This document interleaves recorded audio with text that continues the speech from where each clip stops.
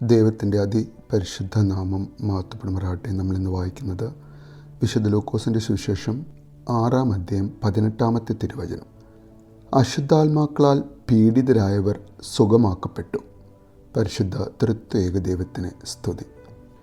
യേശുവിന് മാത്രം പൂർണ്ണ അധികാരമുള്ള ഈവിൾ സ്പിരിറ്റ്സ്, അശുദ്ധാത്മാക്കൾ. ആ അശുദ്ധാത്മാക്കൾ ഉപദ്രവിച്ചു കൊണ്ടിരുന്ന പലർക്കും തങ്ങളുടെ പീഡനത്തിൽ നിന്നും മോചനം ലഭിക്കുന്ന സമയം. യേശുവിൻ്റെ ശുശ്രൂഷയിൽ ഉടനീളം കാണുന്ന ഒരു വിഷയമാണ് ഭൂതബാധ. പുതിയ നിയമത്തിൽ ചിലയിടങ്ങളിൽ അശുദ്ധാത്മാവ്, ദുഷ്ടാത്മാവ് എന്നിങ്ങനെയാണ് ഭൂതത്തെ വിളിച്ചിരുന്നത്. ഒരു ഭൂതം എവിടെ നിന്ന് വന്നുവെന്നോ ഭൂതങ്ങളായി തീർന്നതെങ്ങനെയെന്നോ വേദപുസ്തകത്തിൽ നാം വായിക്കുന്നില്ല.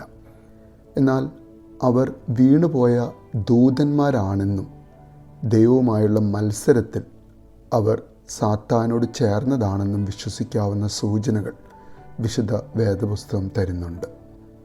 മരിച്ചുപോയവരുടെ ആത്മാക്കളാണ് ഭൂതങ്ങൾ എന്ന് വിശുദ്ധ വേദപുസ്തകത്തിൽ ഒരിടത്തും പരാമർശിക്കുന്നില്ല.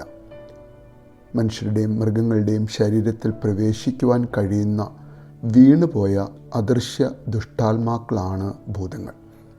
മനുഷ്യനിൽ മാനസിക അസ്ഥിരത വരുത്തി വൈകല്യങ്ങൾ പ്രകടിപ്പിച്ച് പാപകരമായ ചിന്തകളിലേക്കും ചെയ്തികളിലേക്കും മനുഷ്യനെ നയിക്കുന്ന ഭൂതങ്ങൾ.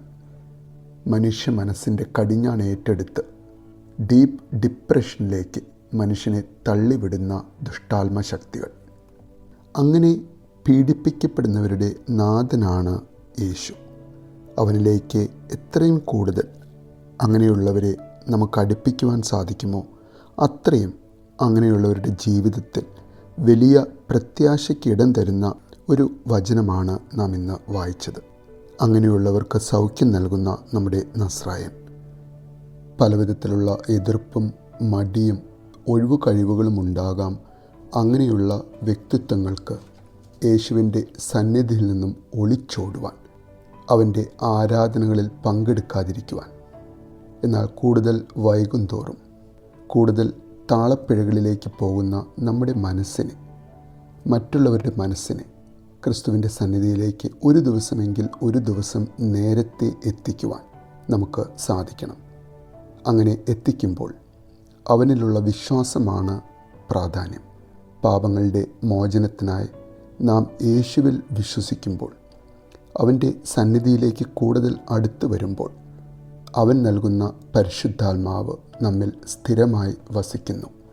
അവൻ ഭൂതങ്ങളെ നമ്മിൽ തന്നോടൊപ്പം ജീവിക്കുവാൻ അനുവദിക്കാതെ തടയുന്നു. പൂർണ്ണ വിശ്വാസത്തോടെയുള്ള നമ്മുടെ സമർപ്പണം, നമ്മുടെ ഇടപെടലുകൾ നമ്മിലും മറ്റുള്ളവരിലും ദൈവികാത്മാവ്, പരിശുദ്ധാത്മാവ് നിറയ്ക്കുവാൻ ഉതകുന്ന വിധത്തിൽ അവൻ്റെ കരുണാർദ്രമായ ഇടപെടലുകൾ നമ്മുടെ ജീവിതത്തിലും മറ്റുള്ളവരുടെ ജീവിതത്തിലും ഉണ്ടാകുമാറാകട്ടെ എന്ന് നമുക്ക് ആഗ്രഹിക്കാം, പ്രാർത്ഥിക്കാം. നല്ലൊരു ദിവസം നേരുന്നു.